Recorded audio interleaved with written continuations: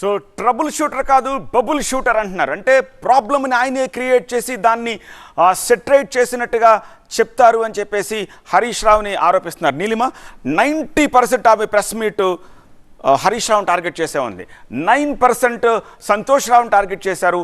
కేవలం 1% రామన్నని టార్గెట్ చేశారు. రామన్నని కేవలం ఒకే ఒక్క మాట అన్నారు. కేవలం ఒక్క మాట అన్నారు. ఏమన్నారంటే హరీష్ రావు మెయిన్ స్ట్రీమ్ మీడియాని మేనేజ్ చేస్తుంటే కేటీఆర్ యూట్యూబ్ని మేనేజ్ చేస్తూ ఉంటారు అన్నారు. ఆ ఒక్క విమర్శ తప్ప కేటీఆర్ని ఏమనలేదు. కానీ 90% ఆమె ప్రెస్ మీట్ అంతా కూడా హరీష్ రావుని టార్గెట్గానే జరిగింది.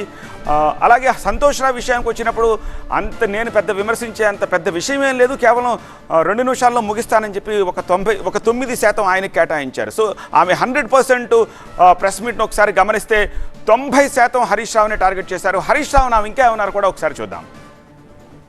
హరీష్ అన్న చాలా కష్టపడ్డాడు, డే 1 నుంచి ఉన్నాడు అని. డే 1 నుంచి లేడండి. చాలామంది రిపోర్టర్లకు తెలుసు, సీనియర్ రిపోర్టర్లకు. డే 1 నుంచి లేడు. పెద్దసారు టీడీపీ నుంచి బయటకు వస్తుంటే, మామయ్య మనకెందుకు, డిప్యూటీ సీఎం మనం ఎందుకు రాజీనామా చేయాలి, ఈ ఉద్యమం ఏమవుతుందో, ఈ పార్టీ ఏమవుతుందో మనకు రిస్క్ ఎందుకని ఈనాడు పేపర్లో వచ్చింది.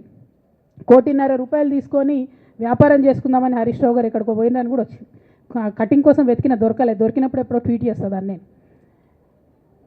బీఆర్ఎస్ పార్టీ ఆనాడు టీఆర్ఎస్ పార్టీ పెట్టినాక 9-10 నెలల తర్వాత వచ్చిన హరీష్ రావు గారు డే 1 నుంచి లేరు. నమ్మకం లేకుండా ఆయన పార్టీ నిలబడుతుందో ఉంటుందో పోతుందో అని. ఓకే అయిపోయింది. రాగానే సారు పెద్ద హృదయం కాబట్టి క్షమించిర్రు, దగ్గర తీసుకున్నారు. ఎమ్మెల్యే కాకముందే మంత్రి ఇచ్చిర్రు, అన్ని రకాలుగా ఆదరించిర్రు, అన్నీ చేసిండ్రు. ఎప్పుడైతే పార్టీకి ఒక్క క్షణం చెడ్డ పేరు వచ్చిందో ఎక్కడ పోయిండండి ఈయన? చక్కా పోయి వైఎస్ రాజశేఖర రెడ్డిని కలవలే? మీ అందరికి గుర్తులేదా?